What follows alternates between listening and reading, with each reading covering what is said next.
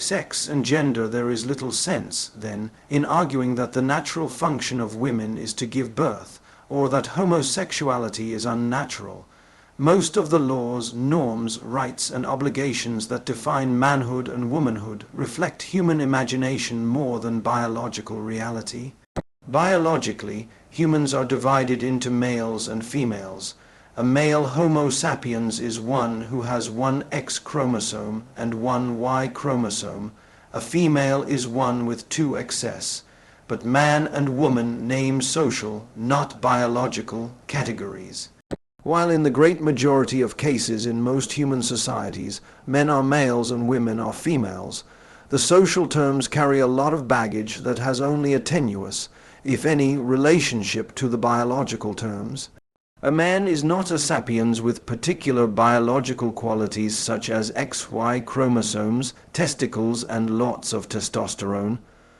Rather, he fits into a particular slot in his society's imagined human order. His culture's myths assign him particular masculine roles like engaging in politics, rights like voting and duties like military service.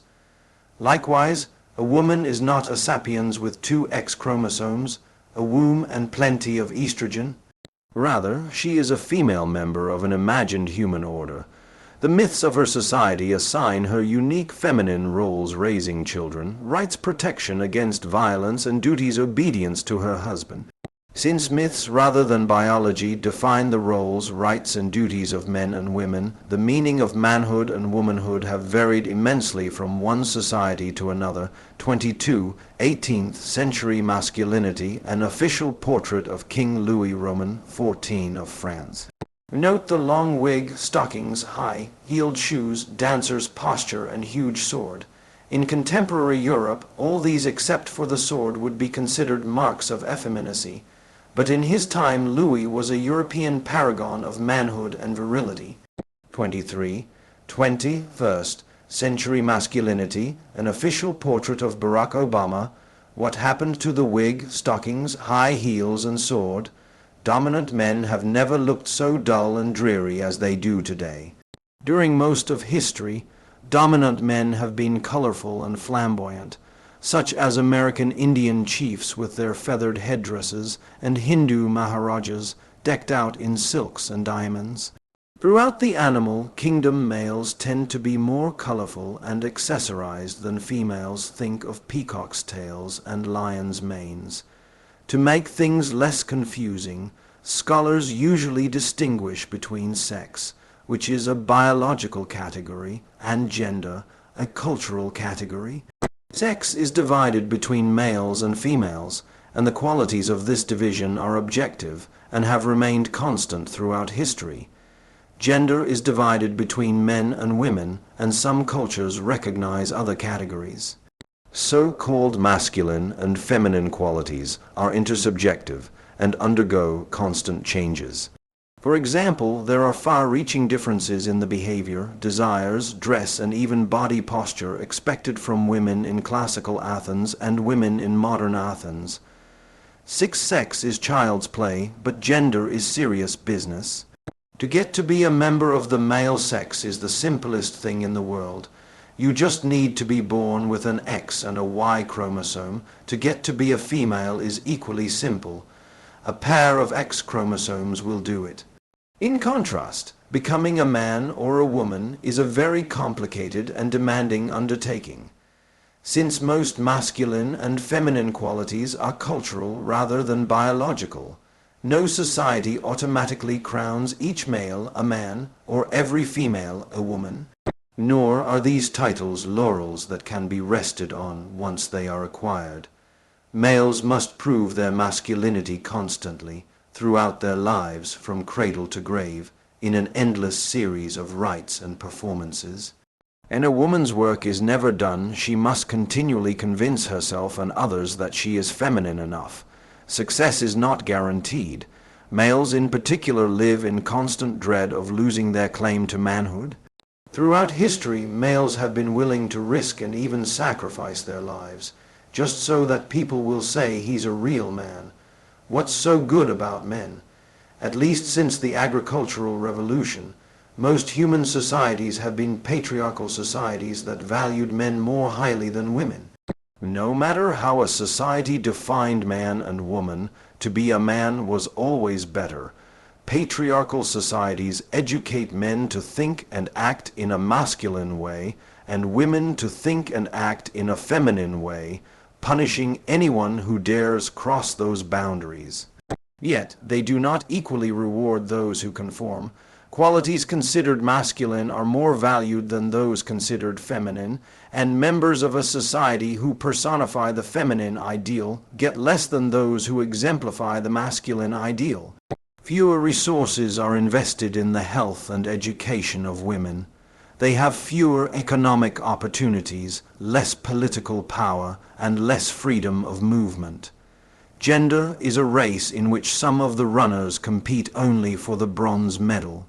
True, a handful of women have made it to the alpha position, such as Cleopatra of Egypt, Empress Wu Zetian of China Sea, 8700 and Elizabeth I of England, yet they are the exceptions that prove the rule.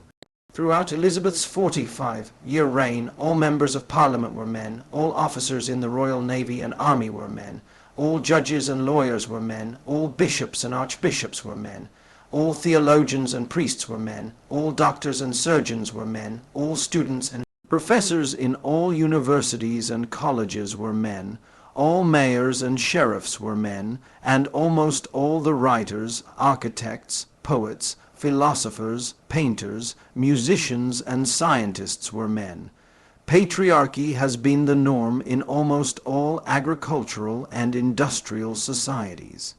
It has tenaciously weathered political upheavals, social revolutions, and economic transformations. Egypt, for example, was conquered numerous times over the centuries. Assyrians, Persians, Macedonians, Romans, Arabs, Mamluks, Turks, and British occupied it, and its society always remained patriarchal. Egypt was governed by Pharaonic law, Greek law, Roman law, Muslim law, Ottoman law, and British law, and they all discriminated against people who were not real men. Since patriarchy is so universal, it cannot be the product of some vicious circle that was started by a chance occurrence. It is particularly noteworthy that even before 1492, most societies in both America and Afroasia were patriarchal, even though they had been out of contact for thousands of years. If patriarchy in Afroasia resulted from some chance occurrence, why were the Aztecs and Incas patriarchal?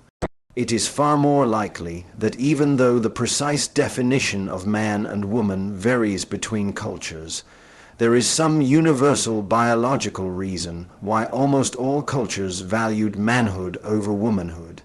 We do not know what this reason is. There are plenty of theories, none of them convincing. Muscle power, the most common theory, points to the fact that men are stronger than women, and that they have used their greater physical power to force women into submission. A more subtle version of this claim argues that their strength allows men to monopolize tasks that demand hard manual labor, such as plowing and harvesting. This gives them control of food production, which in turn translates into political clout. There are two problems with this emphasis on muscle power.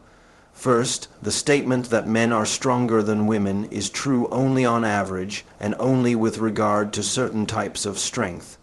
Women are generally more resistant to hunger, disease, and fatigue than men. There are also many women who can run faster and lift heavier weights than many men. Furthermore, and most problematically for this theory, women have, throughout history, been excluded mainly from jobs that require little physical effort, such as the priesthood, law, and politics, while engaging in hard manual labor in the fields, in crafts, and in the household. If social power were divided in direct relation to physical strength or stamina, women should have got far more of it. Even more importantly, there simply is no direct relation between physical strength and social power among humans. People in their 60s usually exercise power over people in their 20s, even though 20-somethings are much stronger than their elders. The typical plantation owner in Alabama in the mid-19th century could have been wrestled to the ground in seconds by any of the slaves cultivating his cotton fields. Boxing matches were not used to select Egyptian pharaohs or Catholic popes. In forager societies, political dominance generally resides with the person possessing the best social skills rather than the most developed musculature. In organized crime, the big boss is not necessarily the strongest man. He is often an older man who very rarely uses his own fists. He gets younger and fitter men to do the dirty jobs for him. A guy who thinks that the way to take over the syndicate is to beat up the Don is unlikely to live long enough to learn from his mistake.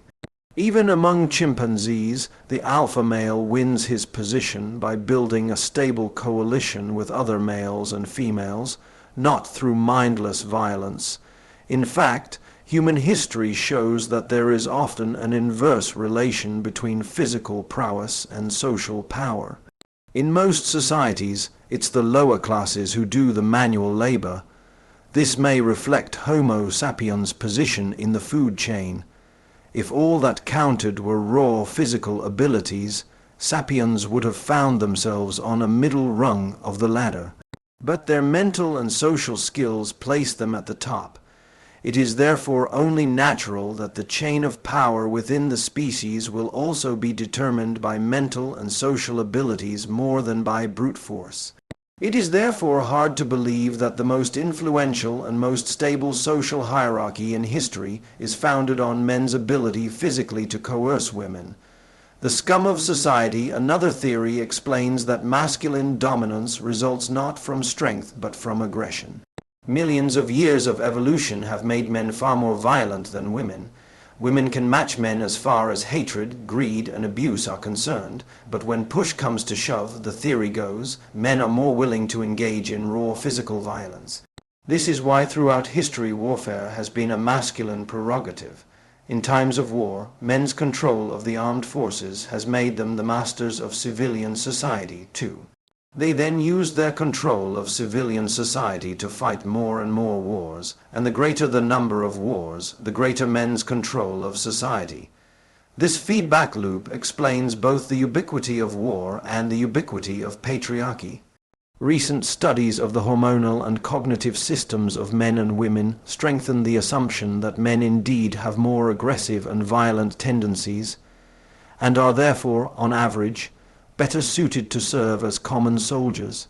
Yet, granted that the common soldiers are all men, does it follow that the ones managing the war and enjoying its fruits must also be men? That makes no sense. It's like assuming that because all the slaves cultivating cotton fields are black, plantation owners will be black as well. Just as an all-black workforce might be controlled by an all-white management, why couldn't an all-male soldiery be controlled by an all-female or at least partly female government? In fact, in numerous societies throughout history, the top officers did not work their way up from the rank of private. Aristocrats, the wealthy and the educated were automatically assigned officer rank and never served a day in the ranks. When the Duke of Wellington, Napoleon's nemesis, enlisted in the British Army at the age of 18, he was immediately commissioned as an officer. He didn't think much of the plebeians under his command. "We have in the service the scum of the earth as common soldiers," he wrote to a fellow aristocrat during the wars against France. These common soldiers were usually recruited from among the very poorest or from ethnic minorities such as the Irish Catholics. Their chances of ascending the military ranks were negligible. The senior ranks were reserved for dukes, princes, and kings, but why only for dukes and not for duchesses? The French Empire in Africa was established and defended by the sweat and blood of Senegalese, Algerians, and working-class Frenchmen. The percentage of well-born Frenchmen within the ranks was negligible. Yet the percentage of well-born Frenchmen within the small elite that led the French army, ruled the empire, and enjoyed its fruits was very high. Why just Frenchmen and not French women? In China, there was a long tradition of subjugating the army to the civilian bureaucracy. so mandarins who had never held a sword often ran the wars. "You do not waste good iron to make nails," went a common Chinese saying, meaning that really talented people joined the civil bureaucracy, not the army. Why, then, were all of these mandarins men? One can't reasonably argue that their physical weakness or low testosterone levels prevented women from being successful mandarins, generals, and politicians. In order to manage a war, you surely need stamina, but not much physical strength or aggressiveness. Wars are not a pub brawl. They are very complex projects that require an extraordinary degree of organization, cooperation, and appeasement.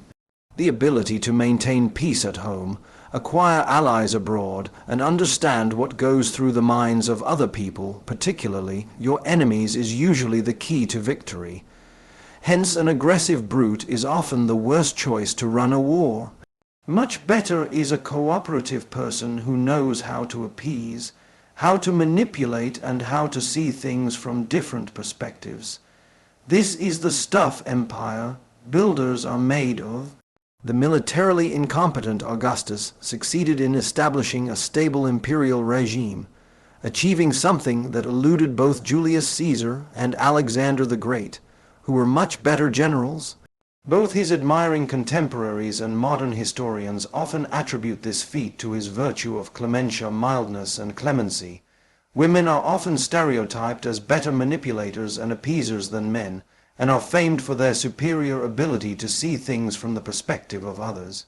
If there is any truth in these stereotypes, then women should have made excellent politicians and empire builders, leaving the dirty work on the battlefields to testosterone-charged but simple-minded machos. Popular myths notwithstanding, this rarely happened in the real world. It is not at all clear why not. Patriarchal genes, a third type of biological explanation, gives less importance to brute force and violence, and suggests that through millions of years of evolution, men and women evolved different survival and reproduction strategies. As men competed against each other for the opportunity to impregnate fertile women, an individual's chances of reproduction depended above all on his ability to outperform and defeat other men. As time went by, the masculine genes that made it to the next generation were those belonging to the most ambitious, aggressive, and competitive men. A woman, on the other hand, had no problem finding a man willing to impregnate her. However, if she wanted her children to provide her with grandchildren, she needed to carry them in her womb for 9 arduous months, and then nurture them for years. During that time, she had fewer opportunities to obtain food and required a lot of help. She needed a man. In order to ensure her own survival and the survival of her children, the woman had little choice but to agree to whatever conditions the man stipulated so that he would stick around and share some of the burden. As time went by, the feminine genes that made it to the next generation belonged to women who were submissive caretakers. Women who spent too much time fighting for power did not leave any of those powerful genes for future generations. The result of these different survival strategies, so the theory goes, is that men have been programmed to be ambitious and competitive, and to excel in politics and business, whereas women have tended to move out of the way and dedicate their lives to raising children. But this approach also seems to be belied by the empirical evidence. Particularly problematic is the assumption that women's dependence on external help made them dependent on men, rather than on other women, and that male competitiveness made men socially dominant. There are many species of animals, such as elephants and bonobo chimpanzees, in which the dynamics between dependent females and competitive males results in a matriarchal society. Since females need external help, they are obliged to develop their social skills and learn how to cooperate and appease. They construct all female social networks that help each member raise her children. Males, meanwhile, spend their time fighting and competing. Their social skills and social bonds remain underdeveloped. Bonobo and elephant societies are controlled by strong networks of cooperative females, while the self-centered and uncooperative males are pushed to the sidelines. Though bonobo females are weaker on average than the males, the females often gang up to beat males who overstep their limits. If this is possible among bonobos and elephants, why not among Homo sapiens? Sapiens are relatively weak animals, whose advantage rests in their ability to cooperate in large numbers. If so, we should expect that dependent women, even if they are dependent on men, would use their superior social skills to cooperate to outmaneuver and manipulate aggressive, autonomous, and self-centered men. How did it happen that in the one species whose success depends above all on cooperation, individuals who are supposedly less cooperative men control individuals who are supposedly more cooperative women? At present, we have no good answer. Maybe the common assumptions are just wrong. Maybe males of the species Homo sapiens are characterized not by physical strength, aggressiveness and competitiveness, but rather by superior social skills and a greater tendency to cooperate. We just don't know. What we do know, however, is that during the last century, gender roles have undergone a tremendous revolution. More and more societies today not only give men and women equal legal status, political rights, and economic opportunities, but also completely rethink their most basic conceptions of gender and sexuality. Though the gender gap is still significant, events have been moving at a breathtaking speed. At the beginning of the 20th century, the idea of giving voting rights to women was generally seen in the USA as outrageous. The prospect of a female cabinet secretary or Supreme Court justice was simply ridiculous, whereas homosexuality was such a taboo subject that it could not even be openly discussed. At the beginning of the 21st century, women's voting rights are taken for granted. Female cabinet secretaries are hardly a cause for comment. And in 2013, 5 U.S. Supreme Court justices, 3 of them women, decided in favor of legalizing same-sex marriages, overruling the objections of 4 male justices. These dramatic changes are precisely what makes the history of gender so bewildering. If, as is being demonstrated today so clearly, the patriarchal system has been based on unfounded myths rather than on biological facts, what accounts for the universality and stability of this system? Part 3, the unification of Humankind 24, pilgrims circling the Kaaba in Mecca, 9, the arrow of history after the agricultural revolution, human societies grew ever larger and more complex, while the imagined constructs sustaining the social order also became more elaborate. Myths and fictions accustomed people, nearly from the moment of birth, to think in certain ways, to behave in accordance with certain standards, to want certain things, and to observe certain rules. They thereby created artificial instincts that enabled millions of strangers to cooperate effectively. This network of artificial instincts is called culture. During the first half of the 20th century, scholars taught that every culture was complete and harmonious, possessing an unchanging essence that defined it for all time. Each human group had its own world-view and system of social, legal, and political arrangements that ran as smoothly as the planets going around the sun. In this view, cultures left to their own devices did not change. They just kept going at the same pace and in the same direction. Only a force applied from outside could change them. Anthropologists, historians, and politicians thus referred to Samoan culture or Tasmanian culture as if the same beliefs, norms, and values had characterized Samoans and Tasmanians from time immemorial. Today, most scholars of culture have concluded that the opposite is true. Every culture has its typical beliefs, norms, and values, but these are in constant flux. The culture may transform itself in response to changes in its environment or through interaction with neighboring cultures. But cultures also undergo transitions due to their own internal dynamics. Even a completely isolated culture existing in an ecologically stable environment cannot avoid change. Unlike the laws of physics, which are free of inconsistencies, every man-made order is packed with internal contradictions. Cultures are constantly trying to reconcile these contradictions, and this process fuels change. For instance, in medieval Europe, the nobility believed in both Christianity and chivalry. A typical nobleman went to church in the morning and listened as the priest held forth on the lives of the saints. "Vanity of vanities," said the priest, "all is vanity. Riches, lust, and honor are dangerous temptations. You must rise above them and follow in Christ's footsteps. Be meek like him, avoid violence and extravagance, and if attacked, just turn the other cheek." Returning home in a meek and pensive mood, the nobleman would change into his best silks and go to a banquet in his lord's castle. There the wine flowed like water, the minstrel sang of Lancelot and Guinevere, and the guests exchanged dirty jokes and bloody war tales. "It is better to die," declared the barons, "than to live with shame. If someone questions your honor, only blood can wipe out the insult. And what is better in life than to see your enemies flee before you, and their pretty daughters tremble at your feet?"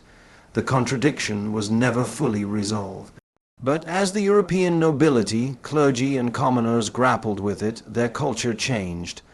One attempt to figure it out produced the Crusades. On crusade, knights could demonstrate their military prowess and their religious devotion at one stroke. The same contradiction produced military orders such as the Templars and Hospitallers, who tried to mesh Christian and chivalric ideals even more tightly. It was also responsible for a large part of medieval art and literature, such as the tales of King Arthur and the Holy Grail. What was Camelot but an attempt to prove that a good knight can and should be a good Christian, and that good Christians make the best knights? Another example is the modern political order. Ever since the French Revolution, people throughout the world have gradually come to see both equality and individual freedom as fundamental values. Yet the two values contradict each other. Equality can be ensured only by curtailing the freedoms of those who are better off, guaranteeing that every individual will be free to do as he wishes inevitably short-changes equality. The entire political history of the world since 1789 can be seen as a series of attempts to reconcile this contradiction.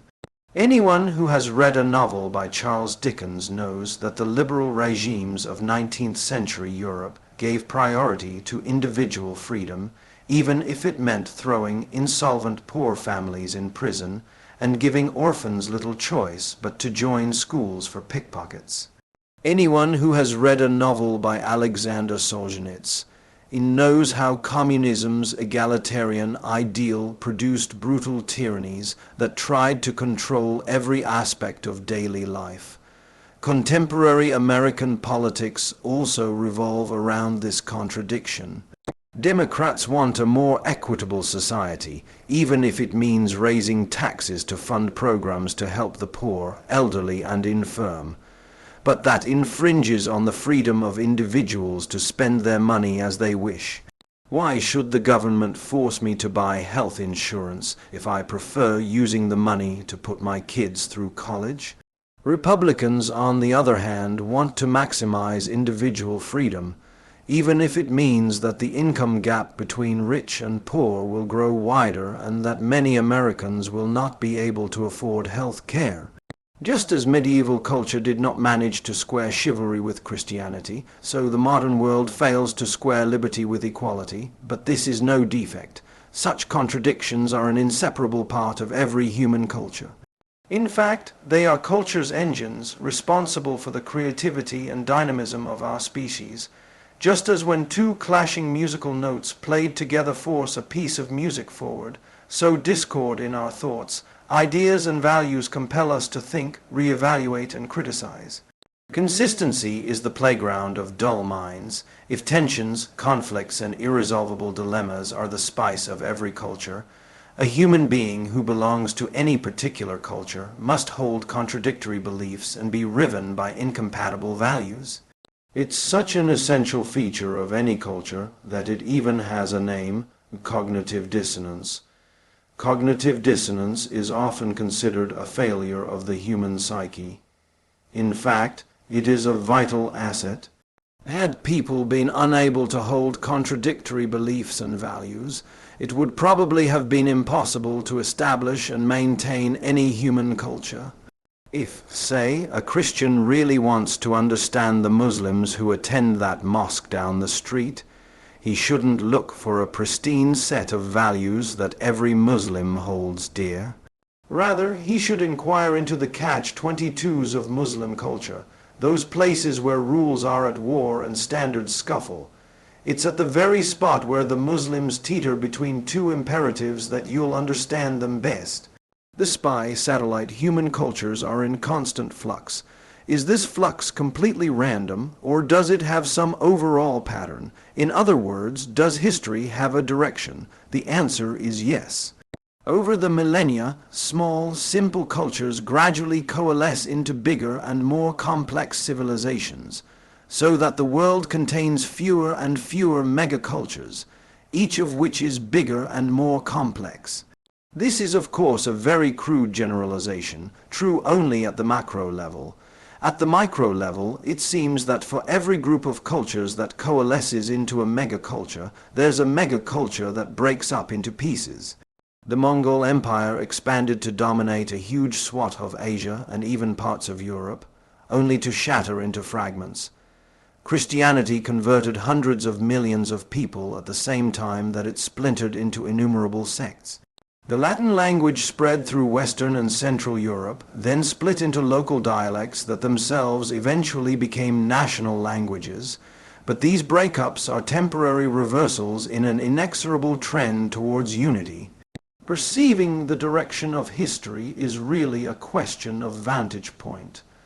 When we adopt the proverbial bird's eye view of history, which examines developments in terms of decades or centuries, it's hard to say whether history moves in the direction of unity or of diversity. However, to understand long-term processes, the bird's eye view is too myopic. We would do better to adopt instead the viewpoint of a cosmic spy satellite, which scans millennia rather than centuries. From such a vantage point, it becomes crystal clear that history is moving relentlessly towards unity. The sectioning of Christianity and the collapse of the Mongol Empire are just speed bumps on history's highway. The best way to appreciate the general direction of history is to count the number of separate human worlds that coexisted at any given moment on planet Earth. Today, we are used to thinking about the whole planet as a single unit, but for most of history, Earth was in fact an entire galaxy of isolated human worlds. Consider Tasmania, a medium-sized island south of Australia. It was cut off from the Australian mainland in about 1000 BC as the end of the Ice Age caused the sea level to rise. A few thousand hunter-gatherers were left on the island and had no contact with any other humans until the arrival of the Europeans in the 19th century. For 12,000 years, nobody else knew the Tasmanians were there, and they didn't know that there was anyone else in the world. They had their wars, political struggles, social oscillations, and cultural developments. Yet as far as the emperors of China or the rulers of Mesopotamia were concerned, Tasmania could just as well have been located on one of Jupiter's moons. The Tasmanians lived in a world of their own. America and Europe, too, were separate worlds for most of their histories. In AD 378, the Roman Emperor Valens was defeated and killed by the Goths at the Battle of Adrianople. In the same year, King Chaktok Ikok of Tikal was defeated and killed by the army of Teotihuacan. Tikal was an important Mayan city-state, while Teotihuacan was then the largest city in America, with almost 250 inhabitants of the same order of magnitude as its contemporary Rome. There was absolutely no connection between the defeat of Rome and the rise of Teotihuacan. Rome might just as well have been located on Mars and Teotihuacan on Venus. How many different human worlds coexisted on Earth, around 10,000 BC, our planet contained many thousands of them. By 2000 BC, their numbers had dwindled to the hundreds, or at most a few thousand.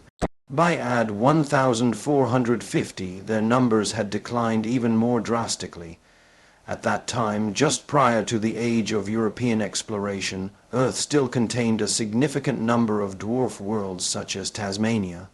But close to 90% of humans lived in a single mega-world, the world of Afroasia. Most of Asia, most of Europe, and most of Africa, including substantial chunks of sub-Saharan Africa, were already connected by significant cultural, political, and economic ties. Most of the remaining tenth of the world's human population was divided between four worlds of considerable size and complexity. 1. The Mesoamerican world, which encompassed most of Central America and parts of North America. 2. The Andean world, which encompassed most of Western South America. 3. The Australian world, which encompassed the continent of Australia. 4. The Oceanic world, which encompassed most of the islands of the southwestern Pacific Ocean from Hawaii to New Zealand. Over the next 300 years, the Afro-Asian giant swallowed up all the other worlds. It consumed the Mesoamerican world in 1521, when the Spanish conquered the Aztec Empire.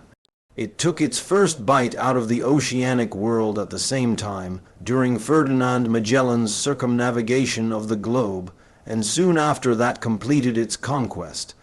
The Andean world collapsed in 1532, when Spanish conquistadors crushed the Inca Empire. The first European landed on the Australian continent in 1606, and that pristine world came to an end when British colonization began in earnest in 1788. 15 years later, the Britons established their first settlement in Tasmania, thus bringing the last autonomous human world into the Afro-Asian sphere of influence. It took the Afro-Asian giant several centuries to digest all that it had swallowed, but the process was irreversible. Today, almost all humans share the same geopolitical system. The entire planet is divided into internationally recognized states. The same economic system, capitalist market forces, shape even the remotest corners of the globe. The same legal system, human rights, and international law are valid everywhere, at least theoretically, and the same scientific system, experts in Iran, Israel, Australia, and Argentina have exactly the same views about the structure of atoms or the treatment of tuberculosis. The single global culture is not homogeneous. Just as a single organic body contains many different kinds of organs and cells, so our single global culture contains many different types of lifestyles and people, from New York stockbrokers to Afghan shepherds. Yet they are all closely connected, and they influence one another in myriad ways. They still argue and fight, but they argue using the same concepts and fight using the same weapons. A real clash of civilizations is like the proverbial dialogue of the deaf. Nobody can grasp what the other is saying. Today, when Iran and the United States rattle swords at one another, they both speak the language of nation-states, capitalist economies, international rights, and nuclear physics. Map 3. Earth in AD 1450. The named locations within the Afro-Asian world were places visited by the 14th century Muslim traveler Ibn Battuta. A native of Tangier in Morocco, Ibn Battuta visited Timbuktu, Zanzibar, southern Russia, Central Asia, India, China, and Indonesia. His travels illustrate the unity of Afro-Asia on the eve of the modern era. We still talk a lot about authentic cultures, but if by authentic we mean something that developed independently, and that consists of ancient local traditions free of external influences, then there are no authentic cultures left on Earth. Over the last few centuries, all cultures were changed almost beyond recognition by a flood of global influences. One of the most interesting examples of this globalization is ethnic cuisine. In an Italian restaurant, we expect to find spaghetti in tomato sauce. In Polish and Irish restaurants, lots of potatoes. In an Argentinian restaurant, we can choose between dozens of kinds of beefsteaks. In an Indian restaurant, hot chilies are incorporated into just about everything. And the highlight at any Swiss cafe is thick hot chocolate under an alp of whipped cream. But none of these foods is native to those nations. Tomatoes, chili peppers, and cocoa are all Mexican in origin. They reached Europe and Asia only after the Spaniards conquered Mexico. Julius Caesar and Dante Alighieri never twirled tomato. Drenched spaghetti on their forks, even forks, hadn't been invented yet. William Tell never tasted chocolate, and Buddha never spiced up his food with chili. Potatoes reached Poland and Ireland no more than 400 years ago. The only steak you could obtain in Argentina in 1492 was from a llama. Hollywood films have perpetuated an image of the Plains Indians as brave horsemen, courageously charging the wagons of European pioneers to protect the customs of their ancestors. However, these Native American horsemen were not the defenders of some ancient, authentic culture. Instead, they were the product of a major military and political revolution that swept the plains of western North America in the 17th and 18th centuries, a consequence of the arrival of European horses. In 1492, there were no horses in America. The culture of the 19th century Sioux and Apache has many appealing features, but it was a modern culture, a result of global forces much more than authentic. The global vision from a practical perspective, the most important stage in the process of global unification, occurred in the last few centuries when empires grew and trade intensified. Ever-tightening links were formed between the people of Afroasia, America, Australia, and Oceania. Thus, Mexican chili peppers made it into Indian food and Spanish cattle began grazing in Argentina. Yet from an ideological perspective, an even more important development occurred during the first millennium BC, when the idea of a universal order took root. For thousands of years previously, history was already moving slowly in the direction of global unity, but the idea of a universal order governing the entire world was still alien to most people. 25. Sioux Chiefs, 1905. Neither the Sioux nor any other Great Plains tribe had horses prior to 1492. Homo sapiens evolved to think of people as divided into us and them. Us was the group immediately around you, whoever you were, and them was everyone else. In fact, no social animal is ever guided by the interests of the entire species to which it belongs. No chimpanzee cares about the interests of the chimpanzee species. No snail will lift a tentacle for the global snail community. No lion alpha male makes a bid for becoming the king of all lions, and at the entrance of no beehive can one find the slogan, "Worker bees of the world, unite." But beginning with the cognitive revolution, Homo sapiens became more and more exceptional in this respect. People began to cooperate on a regular basis with complete strangers whom they imagined as brothers or friends. Yet this brotherhood was not universal. Somewhere in the next valley or beyond the mountain range one could still sense them. When the first pharaoh Menes united Egypt around 3000 BC, it was clear to the Egyptians that Egypt had a border, and beyond the border lurked barbarians. The barbarians were alien, threatening, and interesting only to the extent that they had land or natural resources that the Egyptians wanted. All the imagined orders people created tended to ignore a substantial part of humankind. The first millennium BC witnessed the appearance of three potentially universal orders, whose devotees could, for the first time, imagine the entire world and the entire human race as a single unit governed by a single set of laws. Everyone was us, at least potentially. There was no longer them. The first universal order to appear was economic, the monetary order. The second universal order was political, the imperial order. The third universal order was religious, the order of universal religions such as Buddhism, Christianity, and Islam. Merchants, conquerors and prophets were the first people who managed to transcend the binary evolutionary division, us vs them, and to foresee the potential unity of humankind. For the merchants, the entire world was a single market, and all humans were potential customers. They tried to establish an economic order that would apply to all, everywhere. For the conquerors, the entire world was a single empire and all humans were potential subjects. And for the prophets, the entire world held a single truth and all humans were potential believers. They too tried to establish an order that would be applicable for everyone everywhere. During the last 3 millennia, people made more and more ambitious attempts to realize that global vision. The next 3 chapters discuss how money, empires, and universal religions spread, and how they laid the foundation of the united world of today.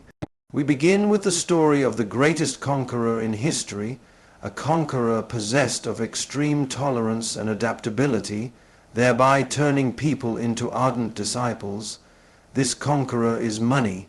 People who do not believe in the same God or obey the same king are more than willing to use the same money. Osama bin Laden, for all his hatred of American culture, American religion, and American politics, was very fond of American dollars. How did money succeed where gods and kings failed? 10 the cent of money in 1005. 119. Hernan Cortes and his conquistadors invaded Mexico, hitherto an isolated human world.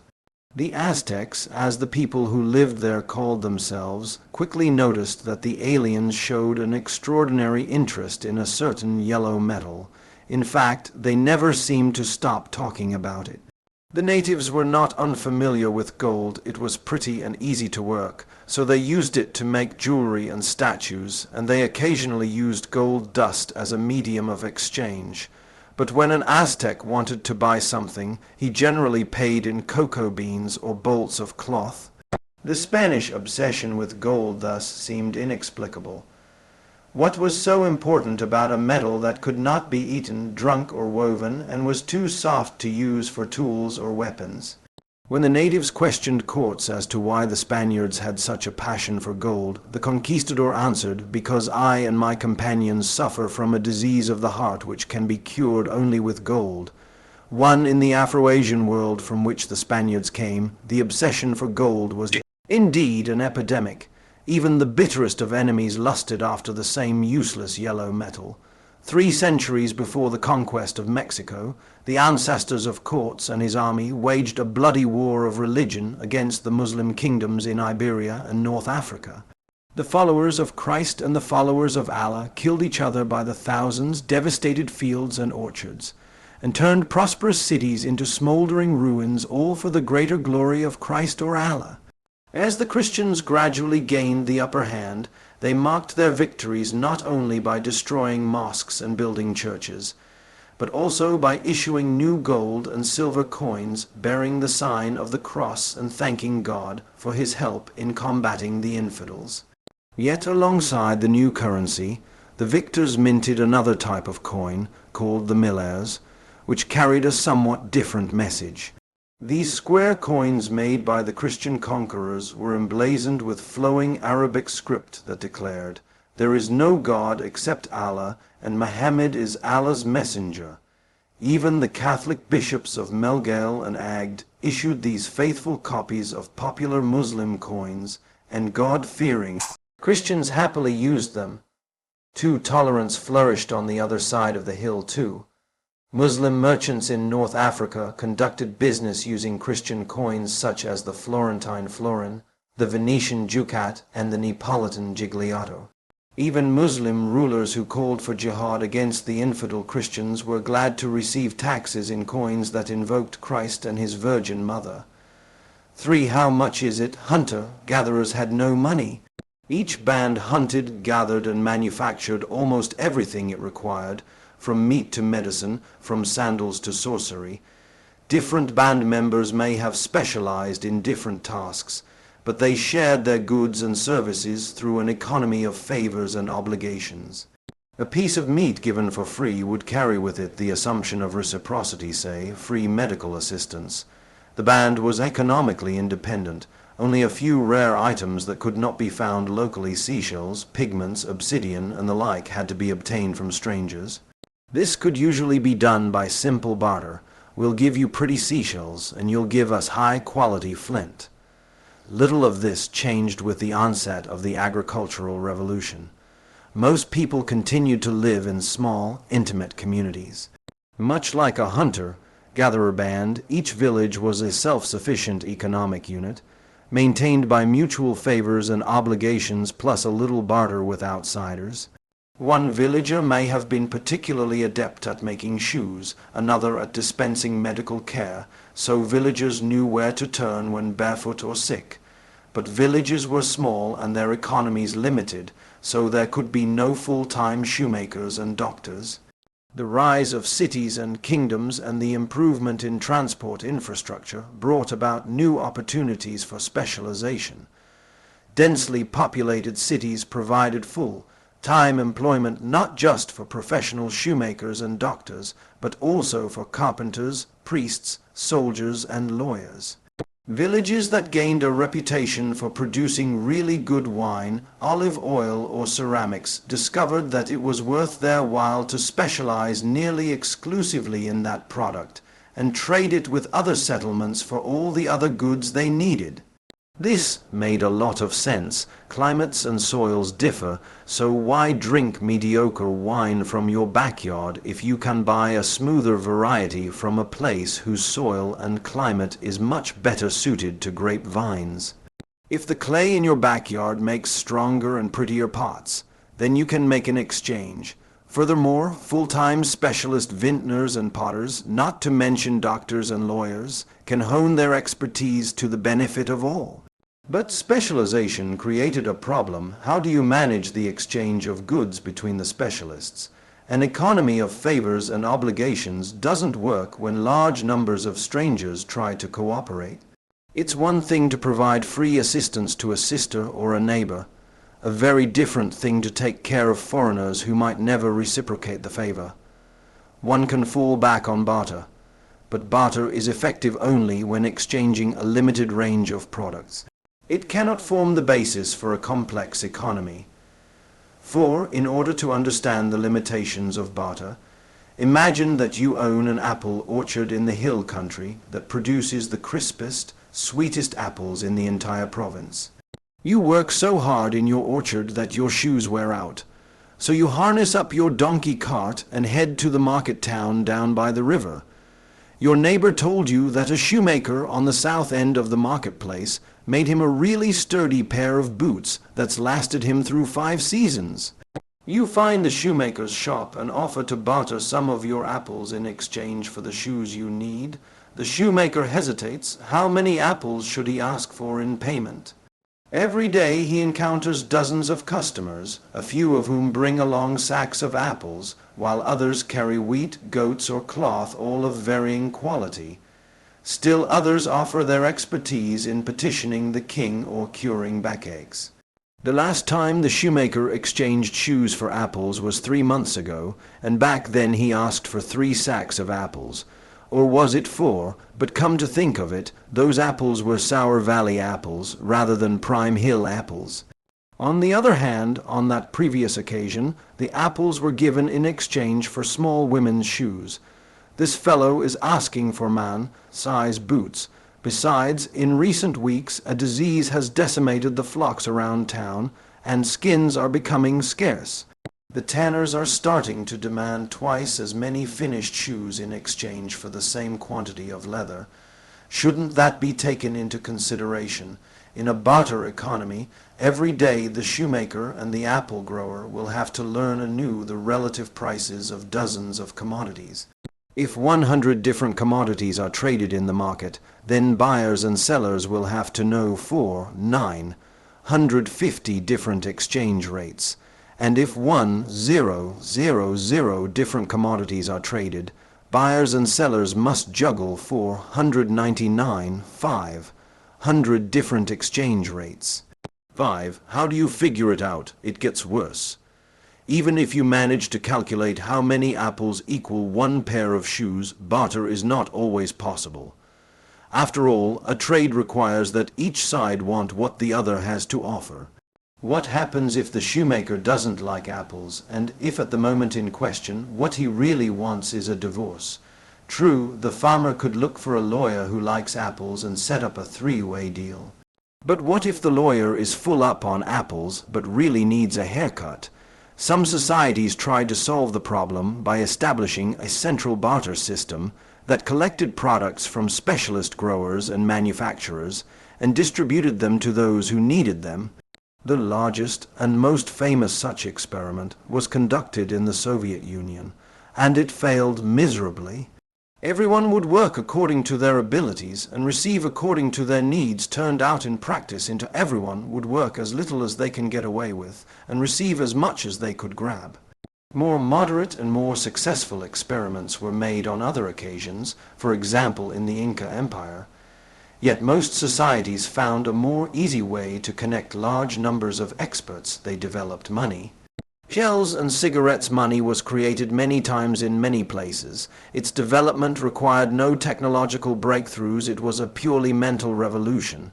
It involved the creation of a new intersubjective reality that exists solely in people's shared imagination. Money is not coins and banknotes. Money is anything that people are willing to use in order to represent systematically the value of other things for the purpose of exchanging goods and services. Money enables people to compare quickly and easily the value of different commodities such as apples, shoes, and divorces, to easily exchange one thing for another, and to store wealth conveniently. There have been many types of money. The most familiar is the coin, which is a standardized piece of imprinted metal. Yet money existed long before the invention of coinage, and cultures have prospered using other things as currency, such as shells, cattle, skins, salt, grain, beads, cloth, and promissory notes. Cowrie shells were used as money for about 4,000 years all over Africa, South Asia, East Asia, and Oceania. Taxes could still be paid in cowrie shells in British Uganda in the early 20th century.